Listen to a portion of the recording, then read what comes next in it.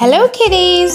Welcome back with a brand new story, and today's story is going to be very interesting because we are going to read the adventures in the story.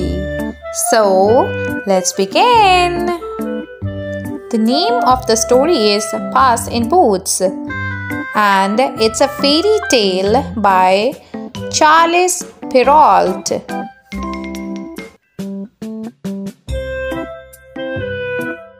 First, we should see the content, what we are going to read in the story. The number one thing is the younger brother's inheritance. Gifts for the king, Marquis rescue in the ogre's castle, and Marquis good fortune. It's going to be very interesting. Let's begin. A poor miller had 3 sons. When he died, all that he left behind was a mill, a donkey, and a cat. "Since I am the oldest," said the first son, "I will take the mill." The second son quickly added, "And I am the next. I will take the donkey." They looked at their younger brother, Marquis. "How lucky you are! You shall have the cat," the brother said and laughed out loud. The poor fellow shook his head as his brothers left. It was not fair at all. "My brothers can make a fine living with the mill and the donkey, but what about me? I am stuck with Puss," said Marquis, wringing his hands in despair. Puss had been listening. He stretched and yawned loudly. What Puss is going to do next? Now, you don't have to worry when I am around," Puss said. "All I need is a bag and a handsome pair of boots, and I will be able to take care of us both." "Sure you will," thought Marquis. But to be fair, he had seen Puss using many tricks to catch mice and rats. If nothing else, they would go hungry. Here Marquis is feeling afraid of being hungry. But Puss is confident enough. Here Marquis is asking to the cat that how would we live alone with no money and no house? What did the youngest son inherit? Can you answer this question? Yes, you can. The youngest son has inherited the cat. The cat is so sharp and clever. He knows many tricks, and now he is willing to make his master happy. But she is asking for something to help him. She is asking for having a sack and a pair of boots. So, what he will do next? Any guess? Yes, you have to do is help us find a sack. Yay! Now he is happy because we have given him a sack. And the next thing which the cat need is the pair of boots. Can you see the cobbler's shop? Yes. Can you help us make his way to the cobbler's workshop? Can you do that? Yes, this is the cobbler's workshop. And here is the cobbler. And he's saying that I have the last pair of boots, which is so gorgeous. Now the cat is ready to play his tricks and make his master happy and healthy. I'm so excited to know what is going to happen next in the story. Soon, the cat was given his own pair of boots and the new bag that he had asked for. The boots fitted him perfectly and he looked very smart. Puss packed a juicy cabbage and some bun in the bag and slung it around his neck.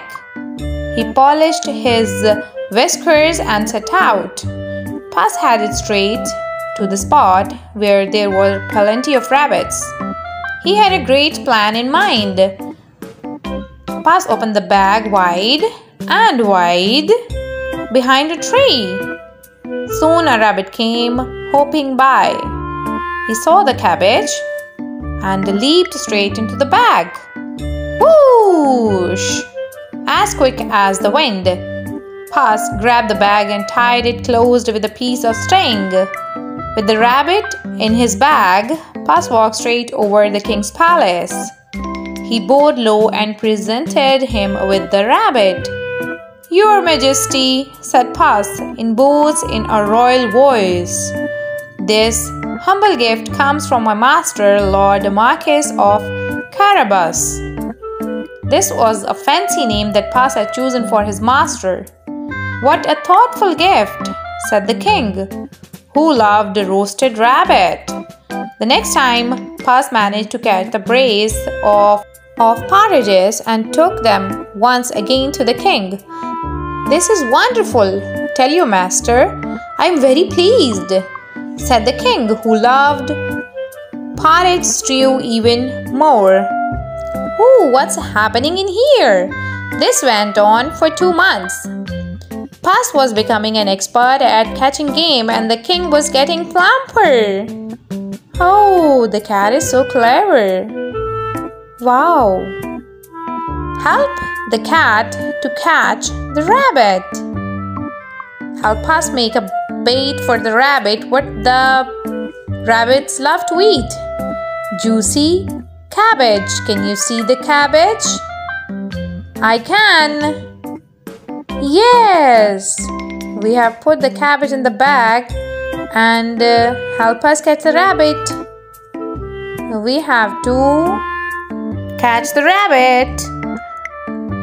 But wait for it. Yay, we did it. We make the work easier for the cat. And now we will see what the cat is going to do next. The Puss is so clever. Puss knew a lot of things. He was such a clever cat. For instance, he knew just when and where the king would be out riding in his carriage with his daughter. "I think that Marcus and I should go out for a walk today," thought Puss one sunny Saturday. Puss took Marcus down to the riverside and spoke to his master. "Today could be your lucky day. If things go to plan, you will make a fortune," said Puss. Clip, clop, cling, clang. Puss heard the sound of the carriage approaching. They both looked into the distance. It was the king's carriage. "What should I do?" Marcus asked, ready to obey. He had grown happier with the food Puss bought in every day. "Go and bath in the river. I will take care of everything else," Puss said. "Is that all?"